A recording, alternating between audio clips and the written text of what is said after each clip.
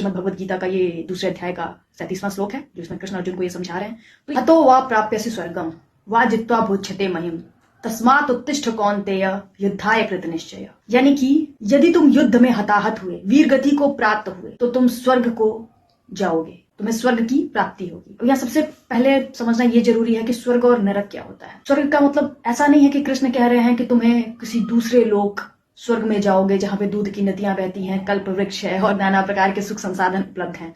ऐसा कुछ नहीं कह रहे हैं कृष्ण। सबसे पहले ये समझिए कि नरक क्या है। जिंदगी में जो विभिन्न प्रकार के आशा, निराशा, दुख, दर्द, तकलीफ, पीड़ा, वासना, आसक्ति, माया, लोभ, अहंकार, इस तरह की चीजें होती है ना, उसको ही नरक कहा गया है। यानी कि जिंदगी को ही नरक कहा गया है। जिंदगी का दूसरा नाम ही नरक है।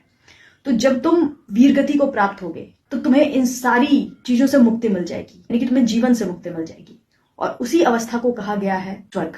तो हतो वा प्राप्यसि स्वर्गम, यदि तुम युद्ध में वीर गति को प्राप्त होते हो तो तुम्हें स्वर्ग की प्राप्ति होगी।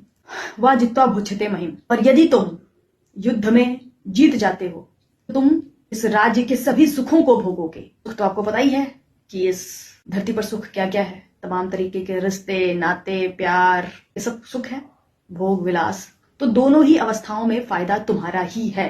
हतो वा प्राप्यसि स्वर्गम वा जित्वा भुज्यते महिम तस्मात् उत्तिष्ठ कौन्तेय युद्धाय कृत निश्चय। कि हे अर्जुन उठो उठो उठो और निश्चय करके युद्ध करो। कृष्ण ये भी कह सकते थे कि हे अर्जुन उठो और युद्ध करो, लेकिन उन्होंने क्या कहा? अर्जुन उठो उठो और निश्चय करके युद्ध करो। निश्चय करके युद्ध को करो। उन्होंने ऐसा क्यों कहा? निश्चय करके युद्ध करने का मतलब है कि किसी भी चीज के प्रति एकदम ठान लेना, एकदम मतलब प्रतिबद्ध हो जाना और प्रण कर लेना, प्रतिज्ञा कर लेना कि मुझे ये करना ही है। अब चाहे दुनिया इधर की उधर हो जाए, हमें इससे डगमगाना नहीं है।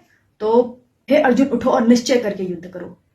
निश्चय नहीं किया तो उसका मन डगमगाएगा, वो सोचेगा कि यार इसको मार दिया, उसको मार दिया, ऐसे हो गया, वैसे हो गया। उसका मन विभिन्न तरह की दुविधाओं से घिरा रहेगा और वो युद्ध नहीं कर पाएगा अपने पूर्ण मन से।